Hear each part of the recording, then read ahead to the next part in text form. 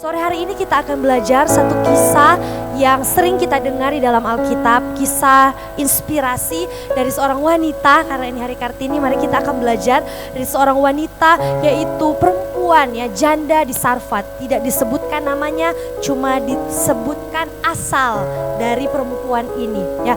Mari kita buka di dalam 1 Raja-Raja 17. Nah, 1 Raja-Raja 17 ini adalah cerita tentang Elia dan janda. Jadi cerita singkat ceritanya, waktu itu terjadi kekeringan ya, hujan tidak turun-turun selama 3 tahun. Bayangkan 3 tahun tidak turun hujan, apa yang akan terjadi? Orang pasti marah, mengeluh.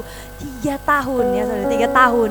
Ini cuma 1 bulan, 2 bulan, 3 bulan, orang pasti apa? Rasa siksa. Waktu itu 3 tahun. Dan akhirnya Tuhan berfirman secara langsung kepada Elia. Dia berfirman bahwa Elia, pergi di satu tempat namanya Sarfat. Di situ kamu akan bertemu dengan seorang janda. Yang apa? Tuhan bilang, ia akan memberkati engkau. Ia akan kasih makan, ia akan kasih minum forngana. Jadi pergilah Elia karena dia percaya dengan firman Tuhan. Dan singkat ceritanya dia bertemu dengan seorang janda. Janda yang tidak punya apa-apa. Janda miskin yang cuma dia cari kayu api. Bertemulah dengan Elia. Tidak ada angin, tidak ada hujan, tiba-tiba Elia dalam pertemuan pertama itu dengan seorang janda, seorang wanita ini, dia langsung minta apa? Minta makan, minta roti.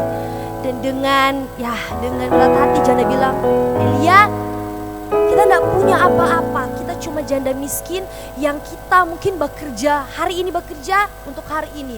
Dan di rumah cuma ada sedikit minyak dalam buli-buli dan sedikit tepung dalam tempayan. Memang miskin berarti ini keadaan. Ini ya, kalaupun mungkin dia berkelimpahan, pasti dia semua ajak Elia pergi makan puas-puas. Tapi waktu itu dia punya banyak keterbatasan. Tetapi ada yang menarik dari kisah ini. 1 Raja-Raja 17 ayat 15. Setelah Elia yang memerintahkan dia untuk buat roti, yang dia bilang bahwa kalau kita kasih untuk Elia, untuk Nabi Allah ini, besok kita dan tapi anak pasti mati, tidak punya harapan lagi. Tetapi di 1 Raja-Raja 17 ayat 15 bilang begini. Lalu pergilah perempuan itu dan berbuat seperti yang dikatakan Elia. Maka perempuan itu dan dia serta anak perempuan itu mendapat makan beberapa waktu lamanya. Bahkan firman Tuhan mencatat bahwa minyak dalam buli-bulinya dan tepung di dalam tempayan tidak habis sampai turun hujan lagi di negeri itu. Jadi ada berkat berkepanjangan yang dialami oleh wanita, oleh perempuan bersama dengan keluarganya. Nah, hari ini kita akan belajar ya, kebanyakan dari kita saat memberikan untuk Tuhan, kadang ada penghalang terbesar, yaitu keterbatasan situasi. Nah, kadang kita nggak bisa salahkan situasi atau keadaan kehidupan kita, keluarga pribadi kita, dan kita mulai negosiasi dengan Tuhan.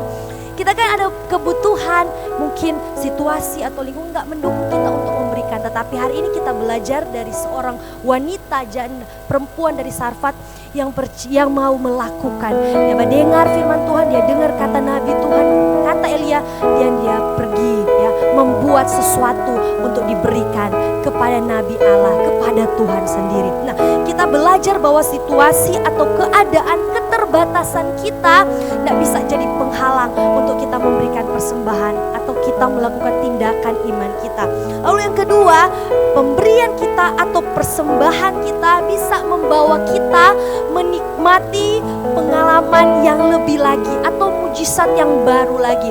Kalau janda atau perempuan di Sarfat say no dengan permintaan Elia, dia tidak akan menikmati bagaimana dia bisa menyaksikan bahwa dia tidak berkekurangan.